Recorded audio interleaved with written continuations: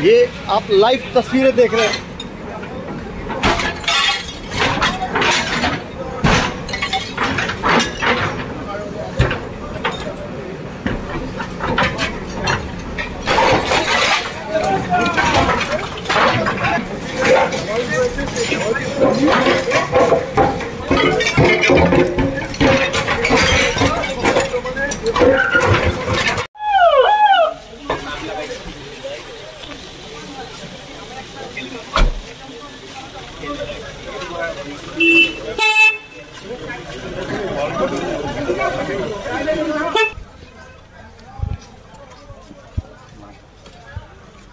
পলাই গল বোলে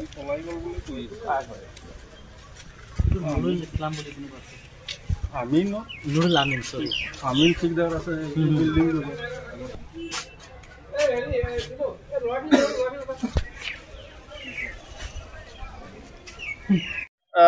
খুব এটা দুখজনক বিষয় যে সমগ্ৰ অসম লগতে সমগ্ৰ ভাৰতবৰ্ষতে যেতিয়া এই মুছলিম বিৰোধী বা মুছলিমসকলৰ যি এটা আগ্ৰাসন এই আগ্ৰাসন ৰোধ কৰিবৰ বাবে চৰকাৰৰ লগতে দল সংগঠন সকলোৱে আজি জোৰদাৰ প্ৰচেষ্টা চলাই থকাৰ সময়তে আমাৰ এই লোহাৰী কছাৰী অঞ্চলত আমাৰ তিনিচুকীয়া লোহাৰী কছাৰী অঞ্চলত এখন মাদ্ৰাজা গঢ় লৈ উঠিছিলে। যোৱা 6 মাহৰ পৰা আজি 2-3 মাহ আজি চলি আছে। এখন মাদ্ৰাজা ইয়াত গঢ়ি উঠিছিলে।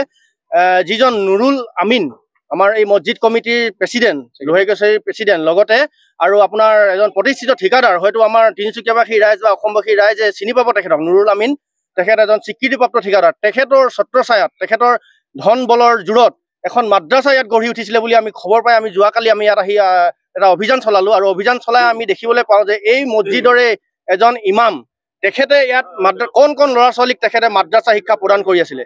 আৰু লগতে আমি যেতিয়া তেখেতক প্ৰশ্ন কৰোঁ যে তেওঁ কি শিক্ষা দি আছে, তেওঁ স্পষ্টভাৱে আমাক কয়, আমাৰ কেমেৰাৰ আগত কয় তেওঁ যে ইয়াত মাদ্ৰাজা শিক্ষা প্ৰদান কৰি থকা হৈছে, আৰবী ভাষা শিকাই থকা হৈছে।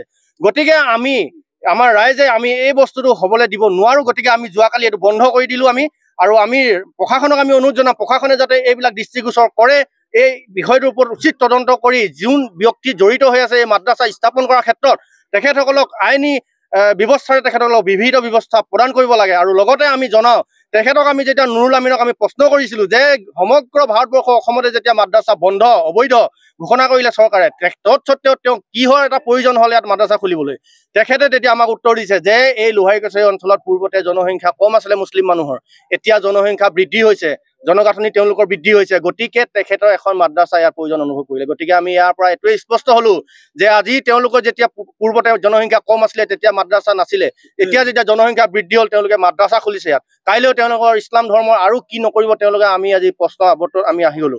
গতিকে আমি স্পষ্ট ভাষাৰে এই সংবাদ মাধ্যমৰ যোগেদি ক'ব বিচাৰিছো, যিহেতু তেওঁলোকে জনসংখ্যা বৃদ্ধি হোৱাৰ লগে লগে তেওঁলোকৰ ইছলামিক গতিবিধিবিলাক তেওঁলোকৰ বৃদ্ধি পায়। গতিকে আমি আমাৰ এই অঞ্চলত সম্পূৰ্ণৰূপে মুছলিম মানুহক আমি বসতি কৰিবলৈ আৰু নতুনকৈ আহি ইয়াত বসতি স্থাপন কৰিবলৈ আমি সম্পূৰ্ণ বাধা প্ৰদান কৰিছোঁ আজিৰ পৰা, আৰু আমি নিষিদ্ধ কৰিছোঁ ইয়াত নহ'ব, কোনো পধ্যে নচলিব। আৰু যিসকলে ইয়াত মাটি বাৰী লৈ থৈছে মুছলিম মানুহ পূৰ্বতে, বৰ্তমানতো চৰকাৰে বাৰু বন্ধ কৰি ৰাখিছে, কিন্তু যিসকলে পূৰ্বতেও লৈ থৈছে তেওঁলোকক আমি অনুৰোধ জনাম তেওঁলোকে যাতে এই মাটি বাৰীসমূহ বিক্ৰী কৰি বেলেগ স্থানলৈ তেওঁলোকে গতি কৰে। ইয়াত আমাৰ ৰাইজে আমাৰ লগত বীৰ আছিছ ৰাণা আমাৰ লগত সহযোগত আছে।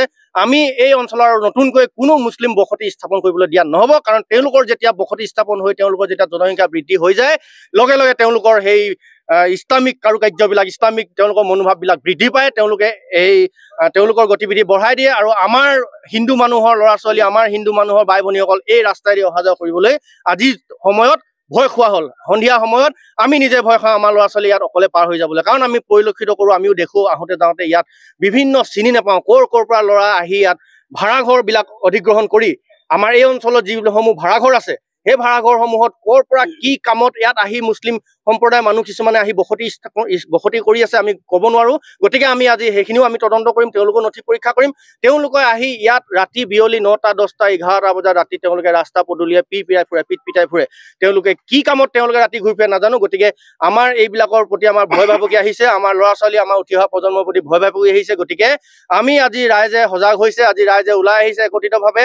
লগতে আমি দেখিবলৈ পালোঁ তেওঁলোকৰ জনসংখ্যা বৃদ্ধি হোৱাৰ লগে লগে ইয়াত মাদ্ৰাছা খুলিছে কাইলৈ, আৰু কি নকৰিব কোনো ঠিকনা নাই। ইয়াৰ পৰা হয়তো তেওঁলোকে কাইলৈ জেহাদী উৎপন্ন কৰিব, জেহাদী উৎপন্ন কৰি তেওঁলোকে আজি দেশ বিৰোধী কামত তেওঁলোকে প্ৰয়োগ কৰিব। গতিকে এইসমূহ যেতিয়া তেওঁলোকে আৰম্ভ কৰিছে, গতিকে আমি তেওঁলোকক স্পষ্ট ভাষাৰে আমি এই সংবাদ মাধ্যমৰ এই স্থানৰ পৰাই তেওঁলোকক সকিয়নি প্ৰদান কৰিছোঁ। আগন্তুক দিনত যাতে তেওঁলোকে এনেকুৱা ধৰণৰ কোনো কাৰুকাৰ্য কৰিবলৈ আগবাঢ়ি নাহে, তাৰ প্ৰতি আমি তেওঁলোকক সকিয়নি প্ৰদান কৰিছোঁ এই স্থানৰ পৰাই। গতিকে এই কথাবিলাক যাতে তেওঁলোকে মনত ৰাখে। লগতে আমাক যোৱাকালি এই মাদ্ৰাছাখন যিজন ইমাম আছিলে, সেই ইমামজনৰ ডকুমেণ্টছ, তেওঁলোকৰ নথি পত্ৰ তেওঁলোকৰ খেলি মেলি, তেওঁৰ আধাৰ কাৰ্ডত তেওঁৰ এড্ৰেছ আছে তিনিচুকীয়া, কিন্তু তেওঁৰ ভোটাৰ কাৰ্ডত আছে এড্ৰেছ শিলচৰ। আৰু আধাৰ কাৰ্ডত তেওঁ যিটো এড্ৰেছ তেওঁ সোধোতে তেওঁ সঠিক উত্তৰ দিব পৰা নাই, তেওঁ তিনিচুকীয়া এড্ৰেছ কেনেকৈ ল'লে তিনিচুকীয়া। আৰু আমি তেখেতক কৈছিলোঁ যে আপুনি যেতিয়ালৈকে সঠিক নথি প্ৰদান নকৰে, আমি এদিন তেওঁক সময় দিছিলোঁ যে অহা কাইলৈ আমি পুনৰ আহিম, আপোনাৰ নথি আমাক দেখাব লাগিব, প্ৰকৃত সত্য যিটো আপোনাৰ নথি পত্ৰ আপুনি দেখাব লাগিব।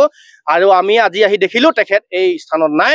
তেখেতক এই মছজিদ কমিটিৰ প্ৰেচিডেণ্ট তেওঁলোকে এই অঞ্চলৰ এই ঠাইৰ পৰা তেওঁক পলুৱাই দিলে। আমি তেখেতক এতিয়া ফোন কৰিছোঁ, তেওঁ কৈছে মই গুচি আহিলোঁ। গতিকে এতিয়া আমাৰ সন্দেহ নহয়, এতিয়া আমি স্পষ্ট হ'লোঁ যে সম্পূৰ্ণ এজন বাংলাদেশী আছিল। যদি তেখেত প্ৰকৃত ভাৰতীয় নাগৰিক আছিলে, তেন্তে তেওঁ কিয় নথি দেখুৱাব নোৱাৰিলে, কিয় তেওঁ পলায়ন কৰিলে, তেওঁ কিয় এই মছজিদ কমিটিৰ নুৰুল আমিন তেখেতক ৰাতিটোৰ ভিতৰতে তেওঁক পলুৱাই দিলে শিলচৰলৈ। তেখেতে যদি প্ৰকৃত এজন ভাৰতীয়, তেখেতে যদি শুদ্ধ পবিত্ৰ, তেওঁ যদি এজন পবিত্ৰ ভাৰতীয় নাগৰিক হয়, তেন্তে তেওঁ কিয় দেখুৱাব নোৱাৰিলে, কিয় পলায়ন কৰিলে। গতিকে আমি স্পষ্ট হ'লোঁ এজন আপোনাৰ এজন বাংলাদেশী মানুহ আছিলে। গতিকে আমি আজি কৈছোঁ, সেই মানুহজন কিয় পলুৱাব, সেই মানুহজন যেতিয়ালৈকে ইয়াত থিয় নকৰায় তেতিয়ালৈকে আমি এই মছজিদত আমি কাকো সোমাব নিদিওঁ। আৰু মছজিদতো আমি বহুখিনি গাফিলতি দেখিছোঁ। তেওঁলোকে ৰাস্তা একদম মাজলৈকে তেওঁলোকে মছজিদৰ ৱাল মাৰিছে, আপোনালোকে গ'লে দেখা পাব।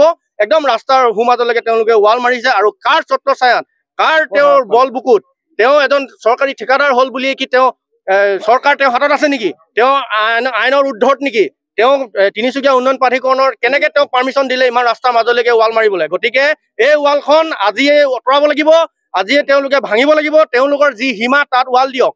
আৰু এটা কথা মই আপোনালোকক সংবাদ মাধ্যমত জনাব বিচাৰোঁ, আমি এখন গাঁৱতে আমি সৰুৰ পৰা ডাঙৰ হোৱা, আমি এই অঞ্চললৈ আমি ভূমিপুত্ৰ।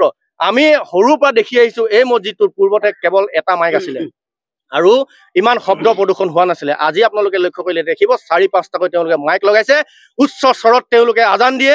আৰু আমাৰ সেই যিটো আমাৰ হিন্দু অসমীয়া বসতিপূৰ্ণ অঞ্চল, সেই অঞ্চলৰ ল'ৰা ছোৱালী পৰীক্ষাৰ সময়তো যেতিয়া পঢ়িবলৈ ৰাতিপুৱা সোনকালে তেওঁলোকে উঠে, কিন্তু এই আজানৰ মাতত, এই আজানৰ উচ্চ প্ৰাবল্যৰ শব্দৰ উৎপাতত আমাৰ পঢ়া শুনাৰ ক্ষেত্ৰতো আমাৰ ল'ৰা ছোৱালী বিঘ্নিত হৈছে। গতিকে আমি তেওঁলোকক দাবী জনাইছোঁ, তেওঁলোকে এইসমূহ কাম বন্ধ কৰক।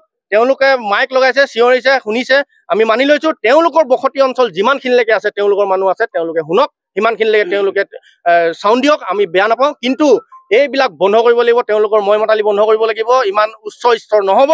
গতিকে এইবিলাক সম্পূৰ্ণ বন্ধ কৰিব লাগিব। চৰকাৰকো আমি আহ্বান জনাইছোঁ, এইবিলাক চৰকাৰে যাতে দৃষ্টি ৰাখে।